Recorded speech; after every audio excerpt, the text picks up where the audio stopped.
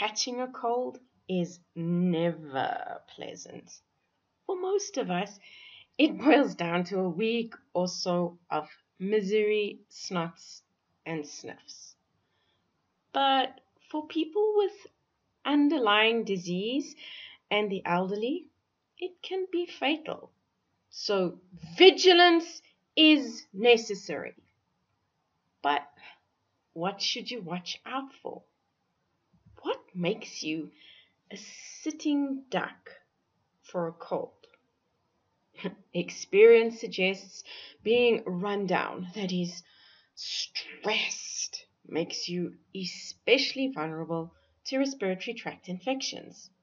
And logic suggests anyone who has inherently weak lungs due to underlying lung diseases such as COPD is going to be at an increased risk of catching a cold. But research published in the Journal of Clinical Virology concludes that the biggest risk factor for going down with a cold is neither stress nor lung weakness, but it is spending time with sick young children. Yep, the snotty-nosed little ones are quite literally cesspools of germs that make you sick.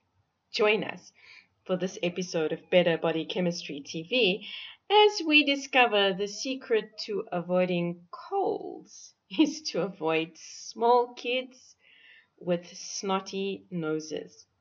Better Body Chemistry TV is brought to you by Dr. Sandy, a scientist turned gremlin buster, helping you battle sugar gremlins, heifer lumps, and other health horribles through better body chemistry. Remember, small things can make a big difference to your health. Searching for a cold. This is exactly what a team of researchers from the University of Rochester did. They tracked the nasal secretions flowing out of 127 noses several times over the course of a year. The noses all belonged to people with emphysema, that is, they had weak lungs. The samples were probed for the presence of viruses, and bouts of sniffles were faithfully documented by the participants. 1,000 snot samples later, an interesting pattern emerged. A lot of the time, the researchers found a cold virus or two lurking in the nasal passages. But despite the presence of the virus, the person was perfectly healthy. No signs of snots or sniffles, confirming the family of viruses responsible for causing colds are always out and about. And we run into these viruses regularly without succumbing to trouble. So a lot of the time, our encounter with the virus is a non-event. But if the virus is acquired from a young child, the odds that it becomes an event is a lot higher.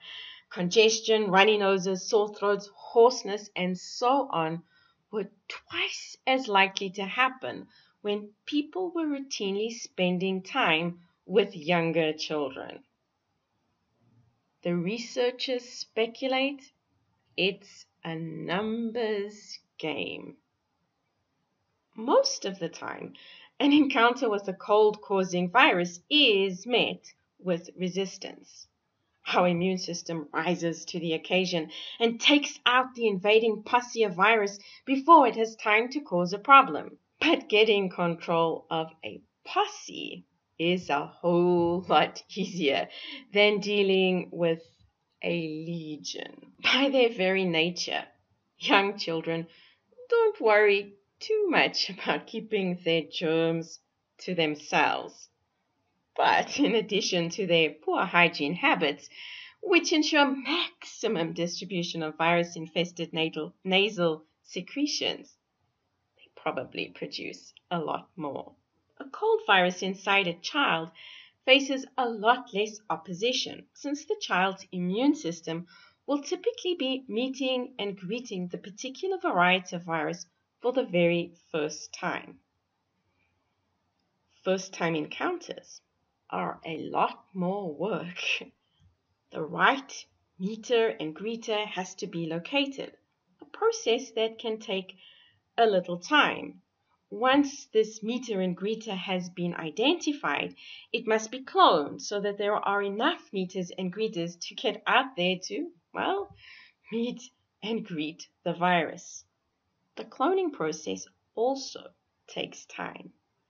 As the clock ticks, the viruses enjoy bouncing around in the nasal passages, increasing in number with every passing hour. By the time the immune system gets organized, the number of viruses has skyrocketed, and all these viruses are spilling out along with those body secretions. It takes a few days for your immune system to get on top of things.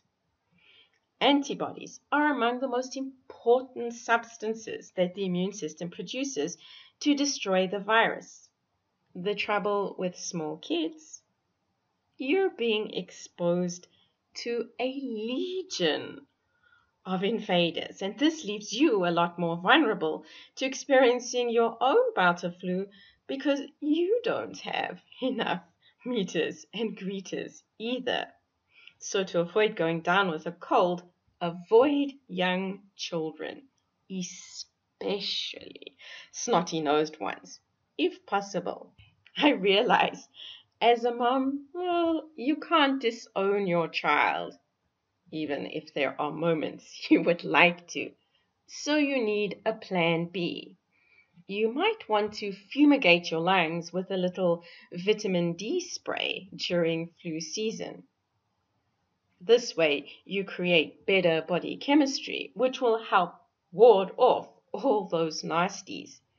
Interested in discovering more ways to create better body chemistry so you optimize your health and the health of your family? Visit our website at www.betterbodychemistry.com. Browse our library or enroll in one of our e-courses. The advice is simple to follow and based on real science, not hype. Know someone who is prone to coughs and colds? Share this video with them so they know how to avoid a legion of viruses attacking them. And if you enjoyed the video, be sure to subscribe to our channel so you catch future episodes of Better Body Chemistry TV. Thank you so much for watching, and I'll see you next time. Remember, small things can make a big difference to your health.